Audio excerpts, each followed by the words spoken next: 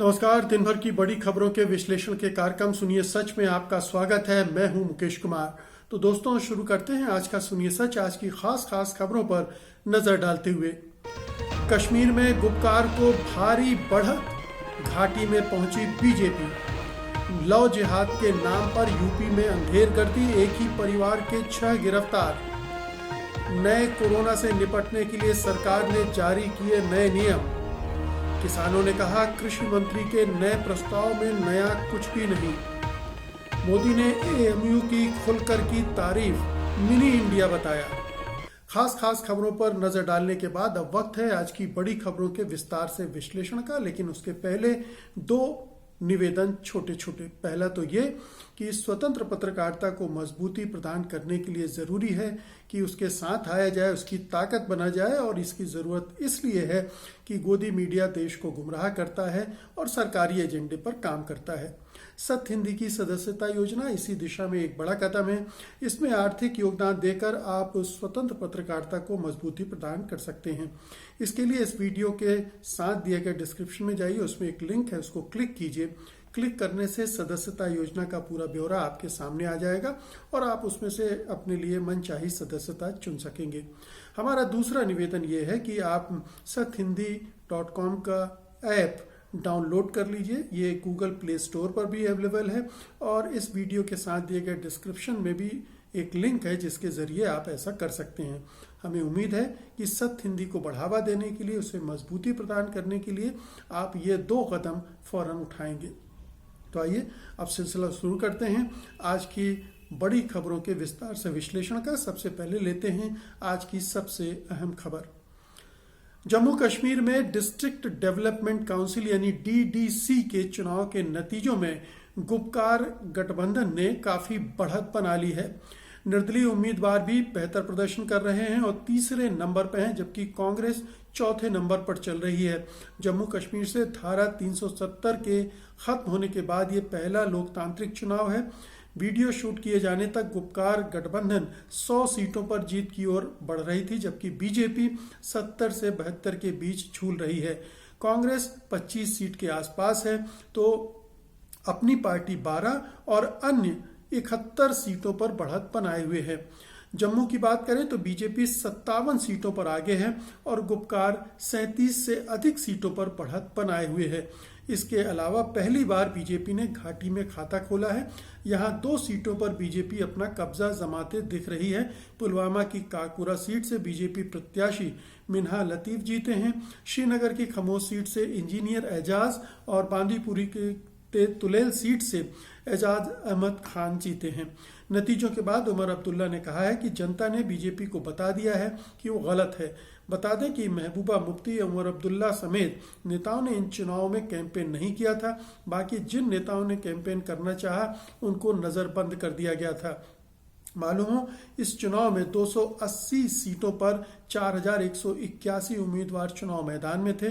DDC चुनाव के लिए 28 नवंबर से लेकर 19 दिसंबर तक 8 चरणों में मतदान हुआ था। इस चुनाव में 51% मतदान हुआ था।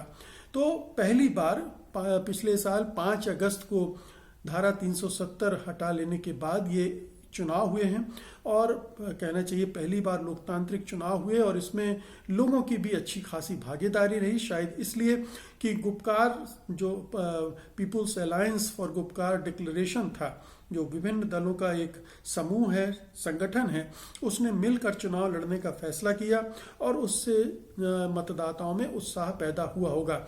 और इसी का नतीजा है कि बड़े पैमाने पर मतदान भी हुआ और जो नतीजे निकल कर आ रहे हैं उनको भी, उन पर लोगों की खास निगाहें इसलिए भी लगी थी कि ये देखना था कि इन चुनावों में बीजेपी का प्रदर्शन कैसा रहता है।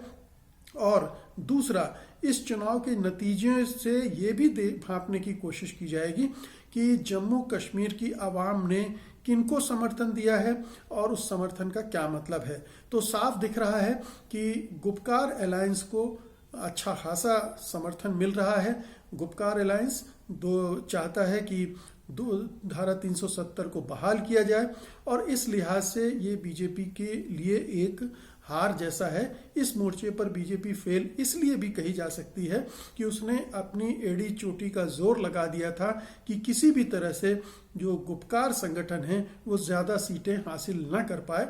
उसने उसके तमाम जो कैंडिडेट्स हैं उनको बंद कर दिया था, उनको प्रचार नहीं करने दिया गया था, उनके नेताओं को परेशान किया गया, उनको प्रचार करने से रोका गया। और आज जब काउंटिंग होनी थी तब भी बहुत सारे नेताओं को बंद कर दिया गया था।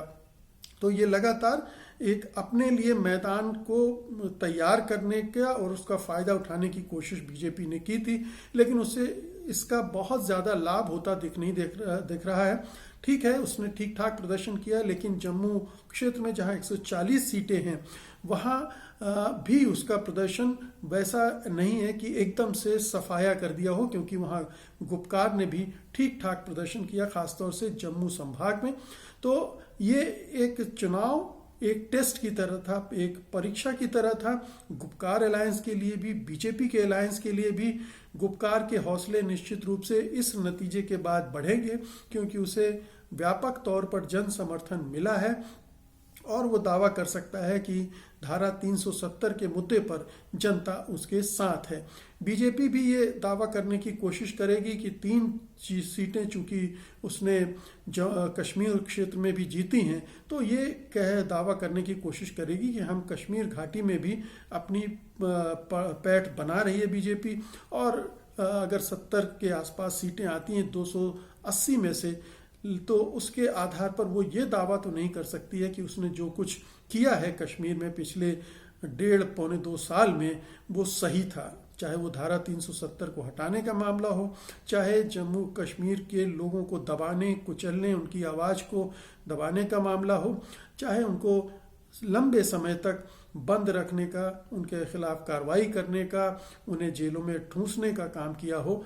तो ये एक तरह से बीजेपी की हार कहा जाएगा, क्योंकि 280 सीटों में से अगर वो 100 सीटें भी नहीं निकाल पा रही है तो ये उसकी एक बड़ी हार मानी जाएगी। अलबत्ता गुपकार के लिए ये हौसला अफजाई करने वाले चुनाव माने जा सकते हैं।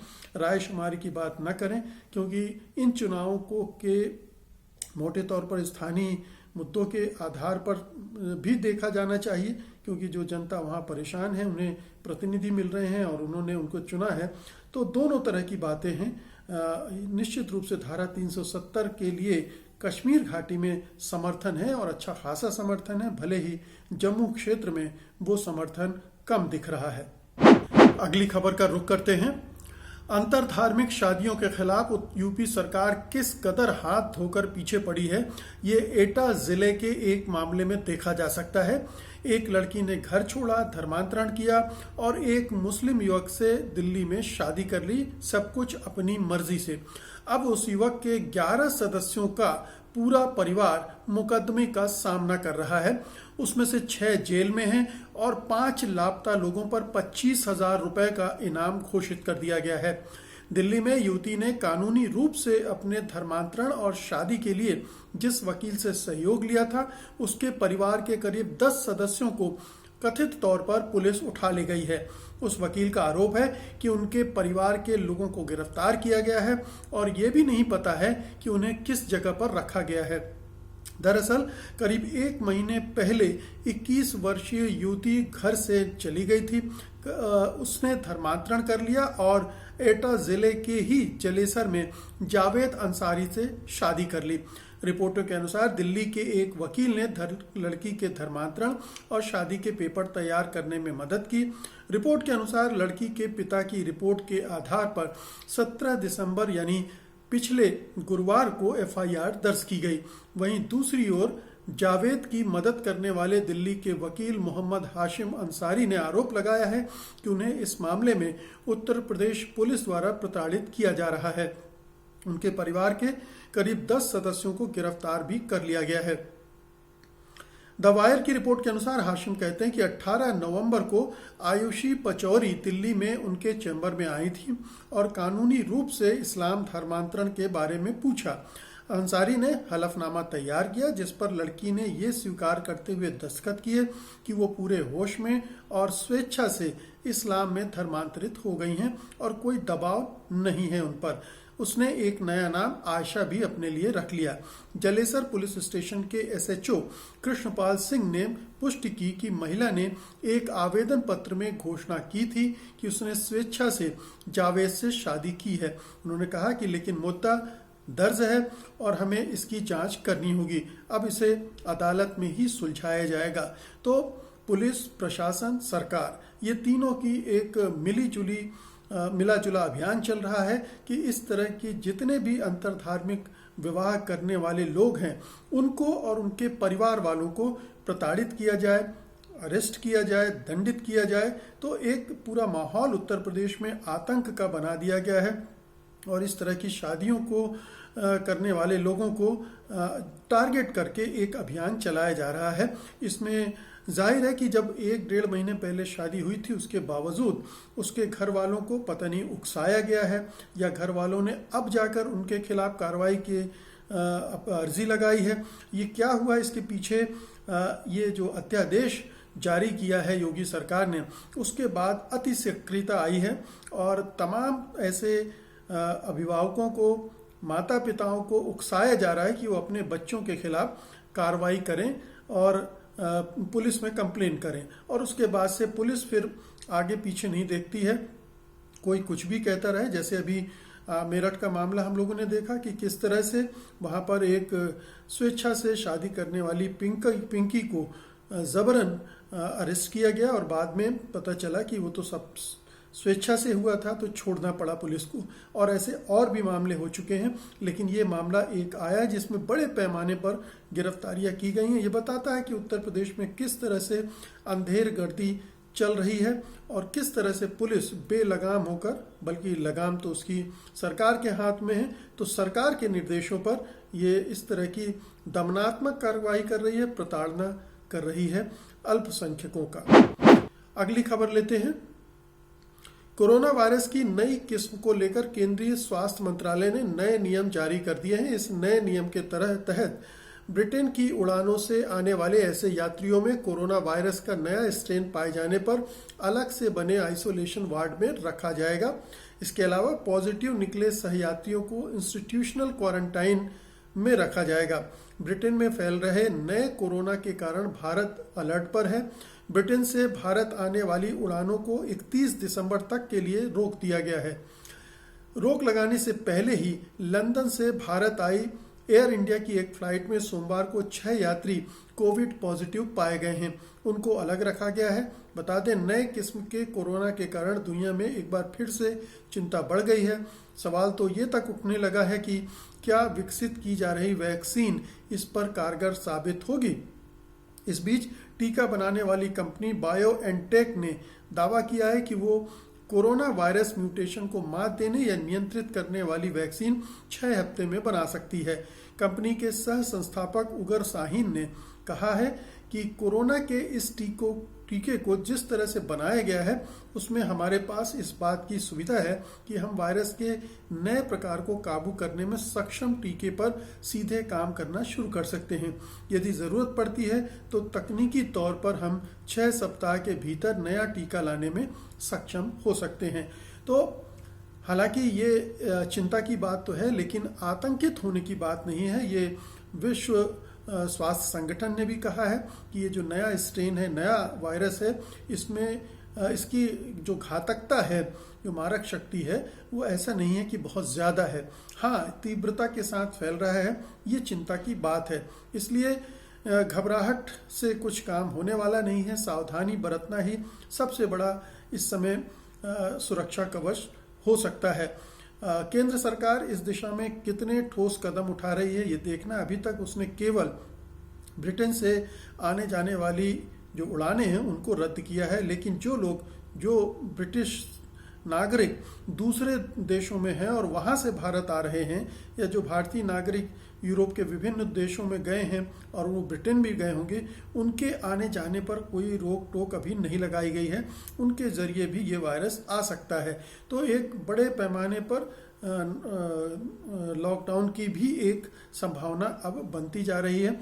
अगर अभी तक भारत में ये नया वायरस नहीं पहुंचा है, अभी तक ये खबर हमारे पास नहीं है या ये अभी तक भारत सरकार के पास भी नहीं है, लेकिन अगर ये आता है तो इसकी चूंकि फैलने की रफ्तार बहुत है, तेज़ है, इसलिए चिंताएं बढ़ जाएंगी। अभी तक तो ऐसा लग रहा है कि भारत ने कोरोना पर एक हद तक काबू पा लिया है। हालांकि जो आंकड़े आ रहे हैं वो भ्रम पैदा करने वाले हैं। माना जा रहा है कि ये आंकड़े सही तस्वीर भारत में कोरोना की पेश नहीं कर रहे हैं।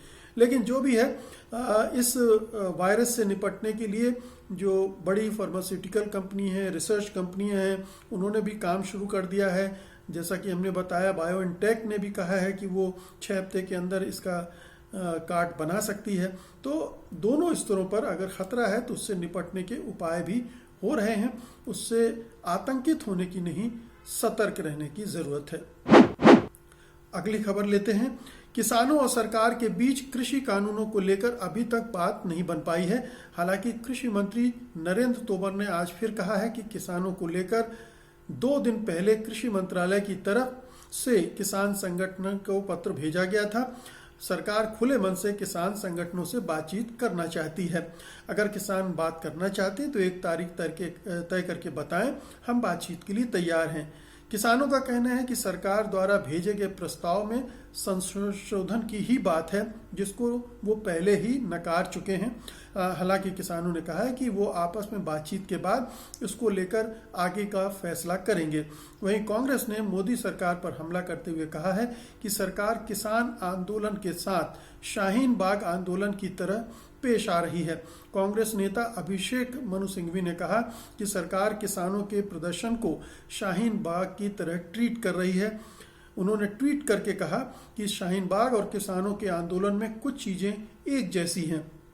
जब प्रदर्शनकारी मौजूद नहीं हैं या वे वहां से निकलने का रास्ता दे रहे हैं, तब भी एक खास सड़क को बंद करके रखा गया है। चिल्ला बॉर्डर को बंद करने का कोई मतलब नहीं है। क्या किसानों के आंदोलन को जानबूझकर बदनाम करने की ये एक साजिश है? जैसा शाहीन बाग में एक पार्क में पूरा डेमोन्स्ट्रेशन हो रहा था, प्रदर्शन चल रहा था, लेकिन जानबूझकर सरकार ने नोएडा से लेकर दिल्ली तक की बहुत सारी सड़कें बंद कर दी थी, ये कहते हुए, और इसका आरोप मढ़ दिया था शाहीन बाग के आंदोलनकारियों को, ताकि शाहीन बाग पर पूरा ठीकरा फोड़ा जा सके, उनको बदनाम किया जा सके। और बहुत पैमाने पर लोग यही समझ रहे थे कि जो कुछ भी जाम लग रहा है इन इलाकों में वो शाहीन बाग के प्रदर्शन के कारण लग रहा है, जबकि ऐसा बिल्कुल भी नहीं था। उन सड़कों को खोला जा सकता था।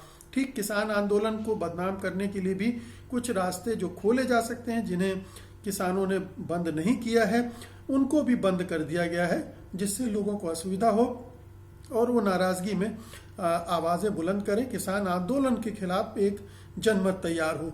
तो बहुत तरीके से सरकार काम कर रही है। एक तो नकारात्मक प्रोपेगंडा चल रहा है किसान आंदोलन को लेकर कि ये पंजाब भर का आंदोलन है, कि ये टुकड़े टुकड़े गैंग है, कि ये खालिस्तानी है, वगैरह वगैरह। और दूसरी तरफ इस तरह से भी चीजें की जा रही हैं दबे छुपे अंदाज में, जिनसे किसानों के प्रति लोगों का गुस्सा बढ़े, किसानों से को लेकर लोगों की शिकायतें बढ़ें और इस आंदोलन के खिलाफ लोग होने लगे। लेकिन ऐसा होता दिख नहीं रहा है। सरकार की ये तमाम जो कोशिशें हैं कामयाब होते हुए नहीं नजर आ रही हैं। और अब आज की अंतिम खबर लेते हैं।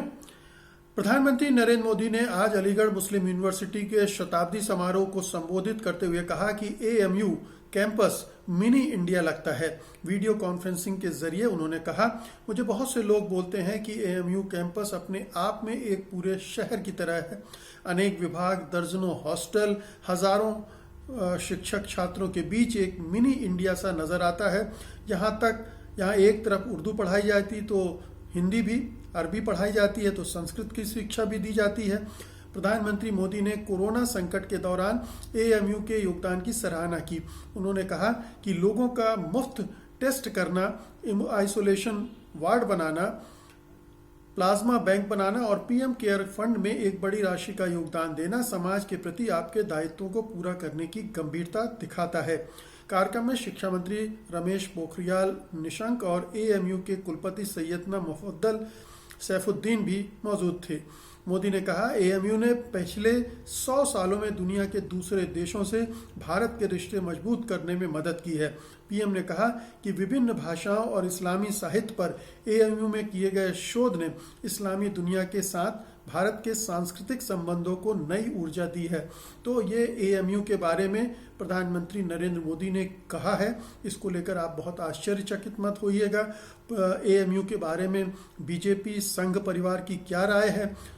उत्तर प्रदेश की योगी आदित्यनाथ की सरकार अलीगढ़ मुस्लिम यूनिवर्सिटी पर के मामले में किस तरह से व्यवहार करती रही है, वहाँ के आंदोलन को उसने किस तरह से कुचला है, छात्रों पर किस तरह से लाठियां बरसाई गई हैं, ये सारा रिकॉर्ड में मौजूद है। अभी भी उसकी वीडियो आप यूट्यूब पर देख सकते हैं।